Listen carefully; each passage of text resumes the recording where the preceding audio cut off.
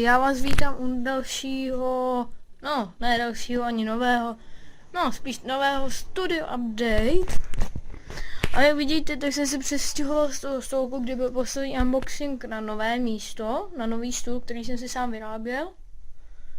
No a jako první tady můžete třeba vidět zaostřenou televizi a PlayStation 4 s 2 hrama, ale vůbec se jich asi nedočkáte, protože ty programy jsou strašně drahé. Takže první je tady ten Assassin's Creed Syndicate a druhá je GTA 5. Tak, jako další se přesuneme na volant. Volant je klasický Logitech G27. No, ne klasický, je to strašně drahý, nikdo to skoro nemá.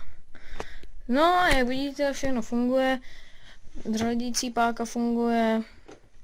Tak, pedály tamhle dole. To nás už moc zajímá. Tak, a tady je můj další věc, to je můj počítač. Ten jde vlastně přesunout se z tohohle místa sem. Aby se mohl hrát na volantu. No, nejlepší na tom je, že vlastně tady mám takový závěsy přiházaný a že když se spustí to dolů, tak ten bordel všechno nejde vidět, takže tady bude největší bordel z celého studia.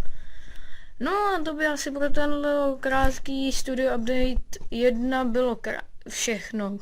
Ne krátký, všechno. No a uvidíme se u dalšího studio updateu, kdy už tady bude pořádná deska. Jenom taky to vám potvrdím, koukejte, jak je to slabý, musel jsem to podepřít takovýma prknama, aby držel vlastně ten volant. A tak to by bylo všechno a ahoj.